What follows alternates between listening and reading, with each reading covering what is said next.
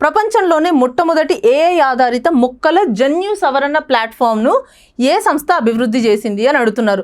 So రీసెంట్గా ఒక particular institute వచ్చేసి ఈ ప్లాంట్ బేస్డ్ జీన్ ఎడిటింగ్ని డెవలప్ చేయడం జరిగిందనమాట.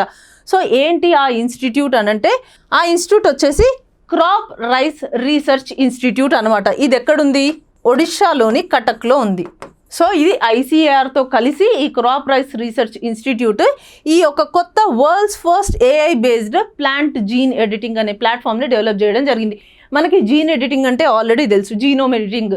సో మనం ఈ జెనెటిక్స్లో ఈ జన్యు మార్పిడి ఏదైతే ఉందో దాంట్లో మనం ఎక్కడ నుంచైనా కొత్త జీన్స్ని యాడ్ చేయొచ్చు, ఉన్నదాన్ని తీసేయచ్చు, లేకపోతే ఒక టార్గెటెడ్ లొకేషన్ సెట్ చేసుకొని దాన్ని రీప్లేస్ కూడా చేయొచ్చు అనమాట.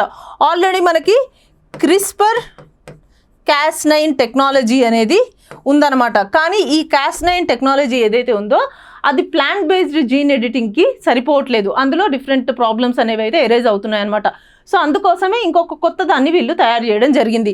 ఆ కొత్తది ఏది అనంటే ప్లాంట్ ఓపెన్ CRISPR-1 అనమాట. సో ఈ ప్లాంట్ ఓపెన్ CRISPR-1 అనే ఒక కొత్త ప్లాట్ఫామ్ని ఈ ప్లాంట్ జీన్ ఎడిటింగ్ కోసం వాడడం జరుగుతుంది. మరి వీళ్ళు ఏ పర్టికులర్ మోడల్ని తీసుకొని ఈ జీన్ ఎడిటింగ్ చేస్తున్నారు అంటే రైస్ని మెయిన్గా ఇప్పుడు వాళ్ళు యూజ్ చేస్తున్నారు అనమాట. అంటే ఈ రైస్ని తీసుకొని వాళ్ళు దాంట్లో జీన్ ఎడిటింగ్ చేస్తున్నారు. అంటే దేనికోసం ఎలా చేస్తున్నారు అంటే మనం న్యూట్రిషన్ రిచ్ వెరైటీస్ ఉండేటట్టు తయారు చేయడం, అండ్ అది మాత్రమే కాకుండా డిసీజ్ రెసిస్టెంట్, పెస్ట్ రెసిస్టెంట్ ఉన్నవి తయారు చేయడం వీళ్ళ ముఖ్య ఉద్దేశం అనమాట. సో వన్స్ అది సక్సెస్ఫుల్ అయితే ప్లాంట్లో జీన్ ఎడిటింగ్ మోడిఫికేషన్స్ కూడా చేసి హై ప్రొడక్టివిటీ వచ్చేటట్టు చేయొచ్చు అనమాట.